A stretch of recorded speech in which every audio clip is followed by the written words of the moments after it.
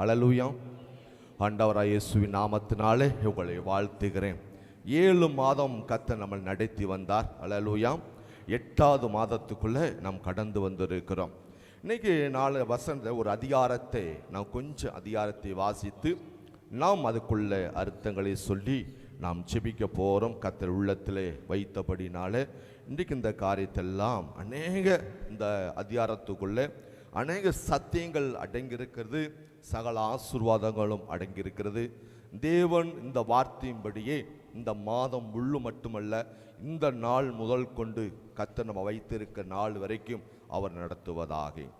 ஓசியாவின் தீர்க்கதரிசன புஸ்தகம் 14வது அதிகாரம் 4 முதல் 9 வரைக்கும் நான் வாசிக்க போறோம்.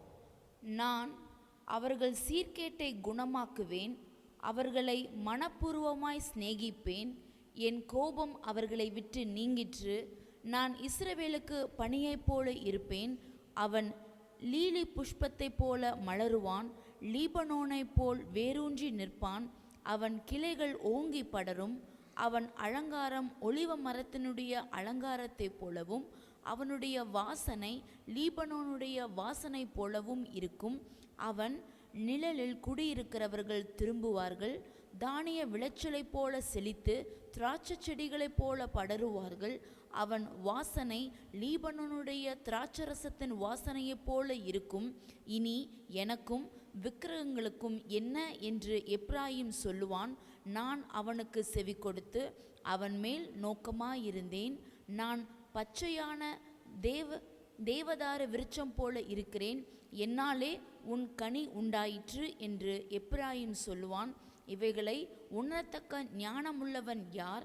இவைகளை கிரகிக்கத்தக்க புத்தி உள்ளவன் யார்? கர்த்தருடைய வழிகள் செம்மையானவைகள், நீதிமான்கள் அவைகளில் நடப்பார்கள். பாதகரோவென்றால் அவைகளில் இடறி விழுவார்கள். ஆமென். அல்லேலூயா. தேவன் இந்த அதிகாரத்தில் அருமையான வாக்கு தத்துவங்களை கர்த்தர் நம்மளுக்கு வைத்திருக்கிறார். அல்லேலூயா.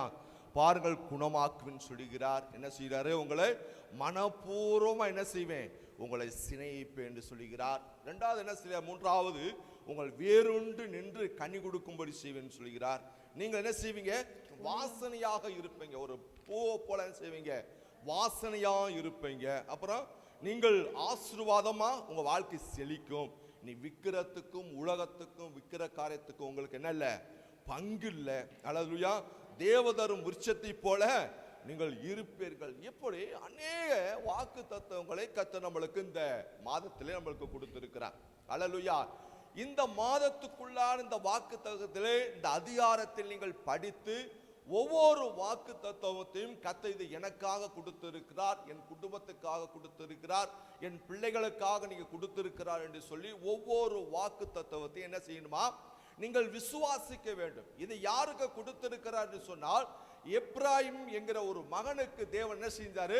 இவருக்கு வாக்கு தத்துவத்தை கொடுத்தார். ஆனா இந்த எப்ராயிம் நீங்க கொடுக்கும் போது ஆதியாகமத்தில் நீங்கள் 48வது அதிகாரத்தில் நீங்கள் 14வது வசனத்தை நீங்கள் வாசிக்கும் போது, அப்பொழுது இஸ்ரவேல் மனமறிய தன் வலது கையை நீட்டி இளையவனாகிய எப்ராயிமுடைய தலையின் மேலும் மனாசே மூத்தவனாய் இருந்தும் தன் இடது கையை மனாசேயனுடைய தலையின் மேலும் வைத்தான். அவன் இப்ப மூத்தவனுக்கு மேல எந்த கை வச்சு ஜெபம் பண்ணணும்? வலது கையை வச்சு ஜெபம் பண்ணணும். சின்னவனுக்கு எந்த கையாமா? இடது கையாமா. ஆனா இந்த யாக்கோப்பு என்ன செய்கிறாரு?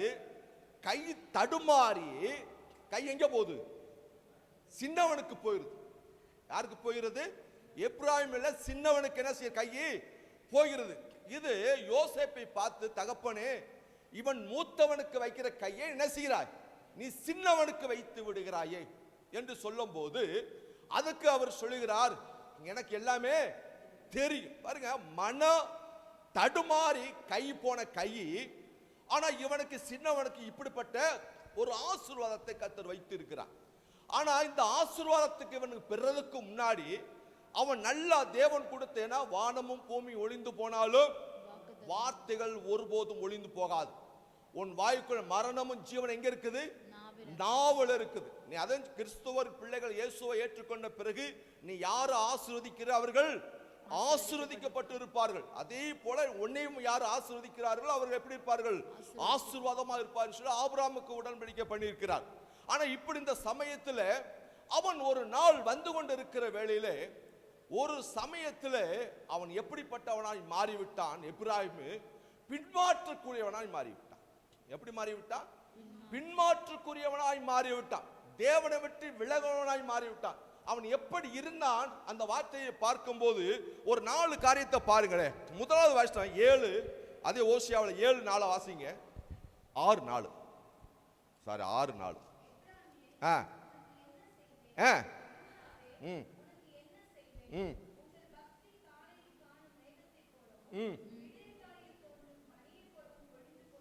என்ன பக்தி எப்படி இருக்குது?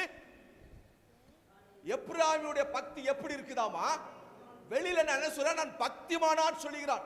நான் பக்தியா இருக்கிறேன் அப்படி சொல்லி எல்லாத்துக்கும் முன்னாடி நான் பக்தியா இருக்கிறேன், பக்தியா நடக்கிறேன், பக்தியா நான் ஜெபிக்கிறேன், பக்தியா ஆலயத்துக்கு வர்றேன், பக்தியா வேதத்தை வாசிக்கிறேன், நான் பக்தியா கர்த்தருக்கு காணிக்கை கொடுக்கிறேன், நான் பக்தியோட இருக்கிறேன், பக்தியோட நடக்கிறேன், பக்தியோட பேசுறேன், பக்தியோட பார்க்கிறேன். யார் சொல்றது? எப்பிராயீம்.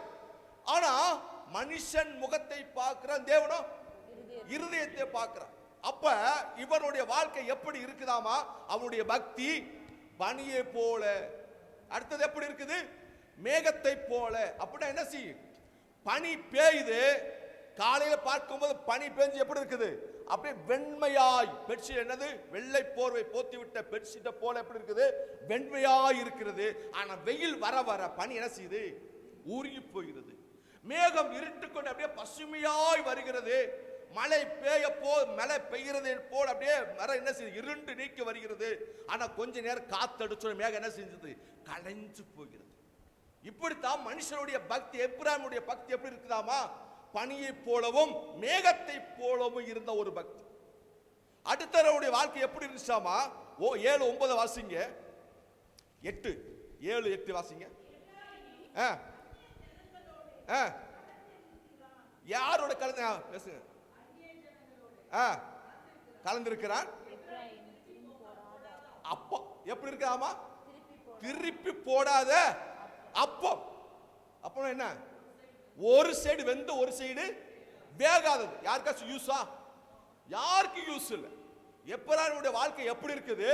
திருப்பி போடாத அப்பம். அப்படின்னா ஒரு பக்கம் வெந்து ஒரு பக்கம் எப்படி இருக்குது? வேகாமா. அப்ப என்ன அர்த்தம்னா அவன் அந்நிய ஜாதியோட என்ன செஞ்சிருக்கிறான்? புற ஜாதியோட பிணைக்கப்பட்டு இருக்கிறான். அல்லேலூயா. அத இது சொல்றான். எலிசா சொல்கிறான், என்னது? ஏன் குந்தி குந்தி நடப்பேர்கள்? கர்த்தர் தேவமான கர்த்தரை பின்பற்று, பாகால் தேவமான பாகாலை பின்பற்று. இதுவும் வேண்டும் அது வேண்டும், என்ன செய்யாத இருக்கிறாத. சொல்லுவாங்க, ஆத்துல ஒரு காலு சேத்துல ஒரு கால் வச்சு நீ நடக்காதே. அல்லேலூயா. ஏன் சொன்னா எப்பிராயீம் திருப்பி போடாத அப்பம் அவன் அந்நியோட கலந்திருக்கிறான். அல்லேலூயா. ஏன்னா கர்த்தர் கொடுத்தவனுக்கு வாக்குத்தத்தம் என்ன? அவன் நீ பெரிய ஒரு கூட்டமாவாய், பெரிய ஒரு ஜாதி ஆவாய். அப்படித்தான் யாக்கோப்பு அவன் என்ன செய்தாரு? ஆசீர்வதிக்கிறான். ஆனா இவனோ என்ன செய்து கொண்டு இருக்கிறான்? பக்தி எப்படி இருக்குது? பனியை போல இருக்குது, மேகத்தை போல இருக்கிறது, திருப்பி போடாத அப்பத்தை போல இருக்கிறான். 3வது 9வது வசனத்தை வாசிங்க. 7:9. அந்நியர் அவனுடைய பலத்தை தின்கிறார்கள். அந்நியர் அவனுடைய பலத்தை தின்கிறார்கள். பலத்தை தின்கிறவர்கள். அவனோ அதை அறியான். அறியா. அப்படி என்ன அர்த்தம் என்று சொன்னால், இவனுடைய ஆசீர்வாதத்தை என்ன செய்கிறார்கள்? மற்றவர்கள் எடுக்கிறார்கள், மற்றவர்கள் தின்கிறார்கள். இவனுடைய ஆசீர்வாதத்தை, இவனுக்கு கொடுக்க ஆசீர்வாதத்தை மற்றவர்கள் என்ன செய்கிறார்கள்? தின்று போற்றார்கள். இவனோ என்ன செய்யல அப்படின்னா நாணம் இல்லாதவனா இருக்கிறான். எப்படிப்பட்டவனா இருக்கிறான்? அறிவில்லாதவனா இருக்கிறான். நம்ம ஏன் எப்படி நடக்க சொல்லுவாங்களே, சம்பாதிக்கிற பணத்தை என்ன செய்யறாம இந்த ஏதாவது பொத்தல் பையில போடுறது மாதிரி. என்ன சம்பாதிச்சாலும் என்ன செய்யறோம்? பொத்தல் பையில போட்டுக்கொண்டு எங்க போகுதுன்னே தெரியல. கஷ்டப்பட்டு உழைக்கிறோம், கஷ்டப்பட்டு சம்பாதிக்கிறோம். ஆனா பணம் என்ன செய்யுது? நம்ம பொத்தல் பையில போடுற மாதிரி எங்கே போய் கொண்டு இருக்கிறேன் நம்மளுக்கு தெரியல. ஏன்? நாம் எப்படிப்பட்டவனா இருக்கிறோம்? நாணம் இல்லாதவனா இருக்கிறோம், நாணமற்றவனா இருக்கிறோம். ஓசியா 7:10. இஸ்ரவேலின் அகந்தை அவர்கள் முகத்துக்கு முன்பாக சாட்சியிடாமலும் அவர்கள் தங்கள் தேவனாகிய கர்த்தரிடத்தில் திரும்பாமலும் இவை எல்லாவற்றிலும் அவரை தேடாமலும் இருக்கிறார்கள். தேடாம போயிட்டாங்க. இப்ப எப்படி வைட்டாங்க? தேவனை தேடல. நம்ம நினைச்சு பார்ப்போம், ஆதி காலத்துல நம்ம ரட்சிக்கப்பட்ட புதுசுல நாம் இயேசுவுக்குள்ள எப்படி இருப்போம்? தீவிரமாய் வந்துட்டு இருப்போம், தீவிரமாய் வருவோம், பைபிள் எடுப்போம், காணிக்கை கொடுப்போம். காணிக்கைன்னா நம்மளுக்கு என்னது வருமானத்துக்கு மிஞ்சி செய்வோம். கர்த்தருக்கு வேலை செய்யறதுனால நம்மளுடைய என்ன செய்யுது? வேலைகளை விட்டு வந்து கர்த்தருக்கு ஏதாச்சும் ஒரு வேலையை செஞ்சு கொண்டு இருப்போம், ஏதோ ஒரு காரியத்தை செஞ்சு கொண்டு இருப்போம், முன்னேற்றத்துக்கு வந்து கொண்டு இருப்போம். ஆனா என்ன செய்ய, நாட்கள் ஆக ஆக என்ன செய்யுது? நம்மளுடைய வாழ்க்கையில தேவனை தேடுவதில் என்ன செஞ்சிட்டோம்? அசதியா விட்டுட்டோம், தேவனை தேடுவதில் விட்டுட்டோம். அதனாலதான் இவர்கள் என்ன செய்தார்கள்? எப்ராயிமுடைய குடும்பங்கள் எப்படி போயிடுச்சு? அது எல்லாம் சீர்கட்டா போய்விட்டது, ஆசீர்வாதம் இல்லாம எல்லாம் போய்விட்டது. ஏன் சொன்னா பக்தி இல்ல, தேவனை தேடல. என்ன செய்யறோம்?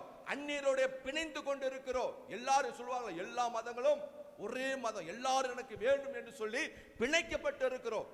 நாம் கிறிஸ்தவர்கள் எப்படி இருக்கணும்னு சொன்னால், தாமரை பூ போல, தாமரையோட இலை போல. தண்ணிக்குள்ள இருந்தாலும் என்ன செய்யக்கூடாது? தண்ணி இலை மேல என்ன செய்யக்கூடாது? ஒட்டக்கூடாது. மீன் கடலுக்குள்ள உப்புக்குள்ள இருந்தாலும் மீனுக்குள்ள இருக்கக்கூடாது, உப்பு இருக்கக்கூடாது. அதே போல கிறிஸ்துவோடைய வாழ்க்கை தனிப்பட்ட வாழ்க்கை. ஏன் சொன்னால் கர்த்தர் நம்மோட இருக்கிறவரா இருக்கிறார். அல்லேலூயா. கர்த்தர் நம்ம ரத்தத்தை சிந்தி மீட்கப்பட்டவர். ஆனா அந்த எப்ராயிம் இப்படிப்பட்ட ஒரு வாழ்க்கையில இருக்கும்போது எல்லா ஆசீர்வாதத்தையும் இழந்தவனாய் மாறிவிட்டார். ஆனாலும் தேவன் வாக்கு கொடுத்தவர் உண்மை உள்ளவர், அவர் வாக்கு மாறவே மாட்டார். அல்லேலூயா. அப்பொழுது இந்த எப்ராயிமுடைய குடும்பம் என்ன செய்தது என்று சொன்னால், தேவனிடத்துக்கு ஆசீர்வாதத்தை, இந்த 14வது இருக்கிற அதிகாரத்துடைய ஆசீர்வாதத்தை பெற்றுக்கொள்ள வேண்டும் என்று சொன்னால் என்ன செய்தார்கள்? ஏன் கர்த்தர் அந்த ஆசீர்வாதத்தை அவர்கள் கொடுத்தார் என்று சொன்னால், வாசிங்க 6:1, ஓசியா 6:1 வாசிங்களே. திரும்புவோம் வாருங்கள், திரும்புவோம் வாருங்கள். நம்மை பீறினார், அவரே நம்மை குணமாக்குவார், அவரே நம்மளை என்ன செய்வாரு? குணமாக்குவார். நம்மை அடித்தார், அவரே நம்முடைய காயங்களை கட்டுவார். அல்லேலூயா. எந்த நம்மளுக்கு பிரச்சனை வந்து விட்டதுன்னு சொன்னா எந்த மனுஷனிடத்திலையும் போயிட விடாதீங்க. உங்களுக்கு பிரச்சனை வந்து விட்டதுன்னு சொன்னா எந்த மனிதனிடத்திலையும் சொல்லிவிடாதீர்கள். அல்லேலூயா. ஏன் என்று சொன்னால், நீ உன்னைய பிரச்சனையை தீர்க்கிறவர் யார் என்று சொன்னால் இயேசு ஒருவர் மட்டுமே. அல்லேலூயா. இவர்கள் என்ன செய்தால், யாரிடத்தில் திரும்பினார்கள்? இப்பொழுது நான் காயப்பட்டு இருக்கிறேன், இப்பொழுது நான் குணம் இல்லாம இருக்கிறேன், கட்டுண்டவனா இருக்கிறேன், இப்ப நான் சிறைப்பட்டு இருக்கிறேன், யார் எனக்கு விடுதலையாக்க கூடும் என்று நினைக்கும் போது இந்த ஜனங்கள், எப்ராயிமுடைய ஜனங்கள் என்ன செய்தார்கள் என்று சொன்னால் தேவனுடைய சமூகத்துக்கு திரும்பினார்கள். அல்லேலூயா. வேதம் சொல்லுகிறது, வருத்தப்பட்டு பாரம் சுமக்கிறவர்களே எல்லாரும் என்னிடத்தில் வாருங்கள், உங்களுக்கு என்ன செய்யறாங்க? இளைப்பாறுதல் தர. இவர்கள் எல்லாரும் என்ன செய்தார்கள் சொன்னால், எங்க வந்தார்கள்? தேவனிடத்தில் வந்தார்கள். அல்லேலூயா. ஆனா தேவனிடத்தில் வந்தவர்களை கர்த்தர் சொல்கிறார், ஒரே போதும் உங்களை புறம்பே தள்ளுவதல்ல. என்னிடத்தில் வருவர் நான் என்ன செய்வதில்லை? புறம்பே தள்ளுவதில்லை. ஆனாலும் கர்த்தருடைய ஆசீர்வாதம் எங்கே இருக்குது என்று சொன்னால், நாம் எடுக்கிற ஒரு தீர்மானத்தில் இருக்கிறது. அல்லேலூயா. ஒரு மனுஷன் ஒரு பட்டாம்பூச்சியை கையில வைத்துக் கொண்டு ஒரு தேவனிடத்துக்கு போனானமா. தேவனை எப்படியாவது என்ன செய்ய வேண்டும்? தேவனை குழப்பணுமா? இல்லை என்று சொன்னால் தேவனை நாணம் இல்லாதவனாய் மாற்ற வேண்டுமா என்று சொல்லி தேவனிடத்துல போய் சொன்னானமா, ஆண்டவரே, என் கையில இருக்கிற பட்டாம்பூச்சி அது உயிரோட இருக்கா செத்துருச்சா? நினைக்கிறான் இவன். பாருங்க மனுஷனுடைய அறிவு எப்படி இருக்குது அப்படின்னு சொன்னால், தேவன் இது செத்து போயிருச்சுன்னு சொன்னா உயிரோட என்ன செஞ்சிருவோம்? விட்டுருவோம். இல்ல சாகல என்று சொன்னால் கையில என்ன செஞ்சிருவோம்? அமித்தி நசுக்கி கொண்டு விடுவோம். தேவனவே என்ன செஞ்சிருவோம்? முட்டாளாக்கிடுவோம். அப்படி அநேகர் அப்படிதான் என்ன செய்கிறார்கள்? என் சுயத்தில் நான் சம்பாதிக்கிறேன், என் பலத்தில் நான் வேலைக்கு போறேன், என் பலத்தில் உழைக்கிறேன், என்னோட சுயத்தில் சம்பாதிக்கிறேன், நான் நல்லா இருக்கிறேன் அப்படின்னு நினைச்சுதான் இன்னைக்கு ஓடிக்கொண்டு இருக்கிறோம். ஆனா ஏதோ ஒரு இடத்துல சர்க்கிள் விழுந்தனால நாம் எந்த இடத்துல சர்க்கிள் விழுந்திருக்கு நம்ம தெரியாம அலைந்து கொண்டு இருக்கிறோம். அல்லேலூயா. இந்த மனுஷன் அப்படித்தான் போய் கையில் நிற்கிறான் தேவனிடத்துல. ஆனா தேவன் சொன்னாராமா, தம்பி இது எல்லாமே உம்முடைய கரத்தில் இருக்குதப்பா. இது எல்லாமே யாரோட கரத்தில் இருக்குது? உன்னுடைய கரத்தில் இருக்கிறது. அல்லேலூயா. நீ மேலே போவதற்கும் கீழே விழுவதற்கும் இது உன்னுடைய கரத்தில் இருக்குதப்பான்னு சொன்னாராமா. அல்லேலூயா. அதே போலதான் இந்த இஸ்ரவேல் ஜனங்கள், எப்ராயிமுடைய ஜனங்கள் என்ன செய்தார்கள்? இது நம்முடைய இழந்த ஆசீர்வாதத்தையும் இழந்த மகிமையும் இழந்த வல்லமையும் நாம் பெற்றுக்கொள்ள வேண்டும் என்று சொன்னால் யார் இடத்துல இருக்குது என்று சொன்னால் என் கரத்தில் இருக்கிறது என்று சொல்லி நான் என்ன செய்ய போறேன்? தேவனுடைய சமூகத்தில் எல்லாரும் வாருங்கள் என்று சொல்லி எல்லாரும் தேவனுடைய சமூகத்தில் திரும்பினார்கள். அல்லேலூயா. எதை சொல்லுகிறது? தங்களை தாழ்த்தி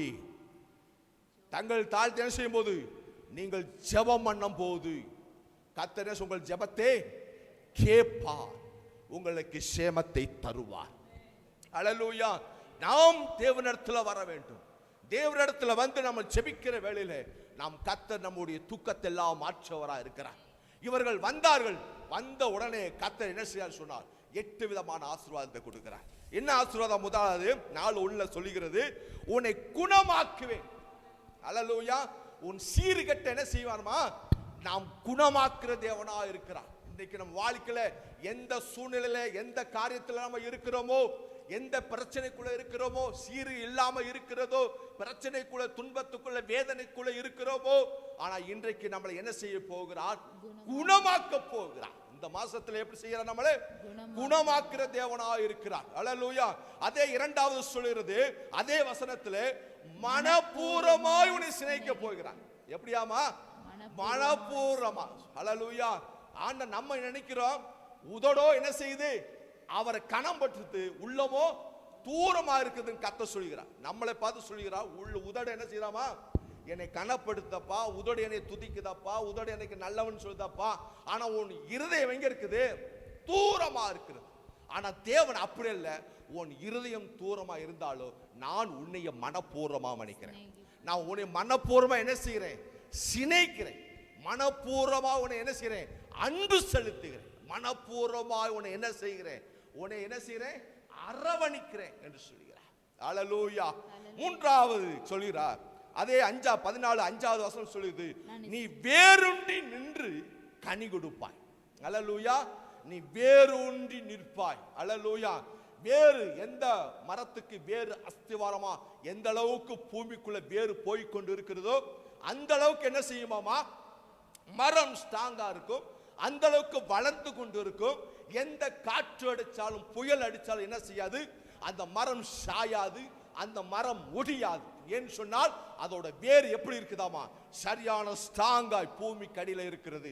அதே போ உன் வாழ்க்கையிலே நல்ல வேர் உண்டி கனி கொடுக்கிற மரத்தை போல உன்னை வைப்பார். அல்லேலூயா.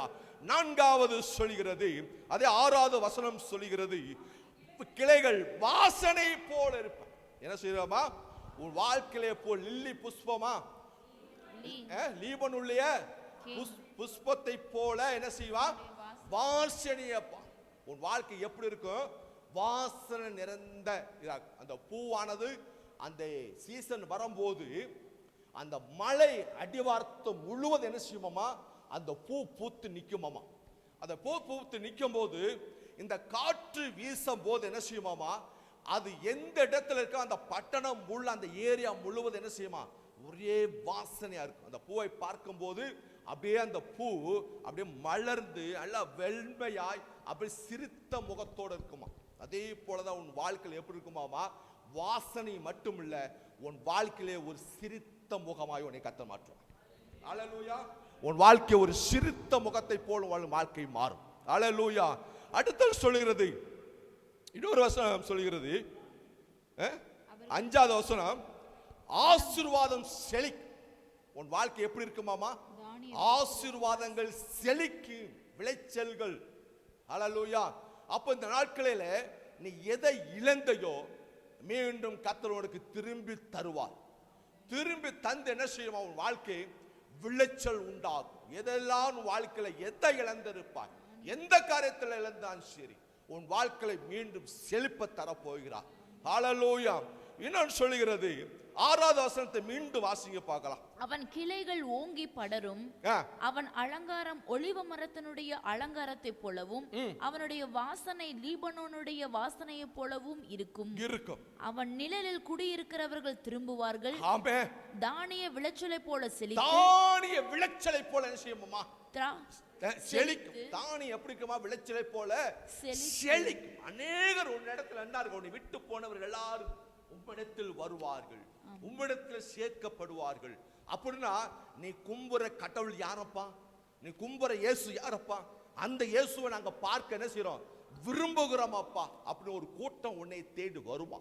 அல்லேலூயா. 8வது வசனத்தை வாசிங்க. இனி எனக்கும் விக்கிரகங்களுக்கும் உனக்கு விக்கிரகங்களுக்கு என்ன என்று எப்ராயிம் சொல்லுவான். கேட்பான். அல்லேலூயா. இனி புறஜாதிகளை குறித்து, விக்கிரகங்களை குறித்து, மற்ற காரியத்தை குறித்து என்ன செய்வார்? உனக்கும் எனக்கும் உலகத்துக்கும் எனக்கு பங்கில்லை. அல்லேலூயா. இனி நானும் என் தேவன் மட்டுமே. அல்லேலூயா.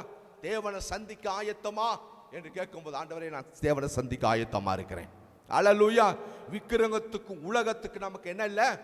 பங்கு இல்லை. ஏன்னு சொன்னால் கர்த்தரே என்னுடைய பங்கா இருக்கிறார். அல்லேலூயா.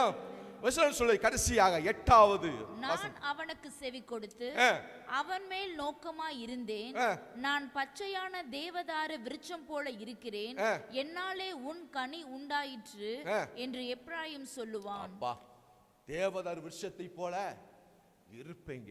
தேவதாரு விருட்சத்தை போல அந்த மரம் எப்படி இருக்குமாமா? பார்த்து அண்ணாந்து பார்க்க பார்க்க என்ன செய்யும்? அப்படியே படர்ந்து கண்ணுக்கு எட்ட தூரத்துக்கு என்ன செய்யுமாமா? ஓங்கி வளர்ந்துருக்கு. அந்த மரத்தை குறித்து பேசணும்னா அநேகர் பேசலாம். ஆனா ஒரு காரியத்தை சொல்ல விரும்புறேன். அந்த மரம் எதுக்கு பயன்படுத்துமாமா? வாசிங்க.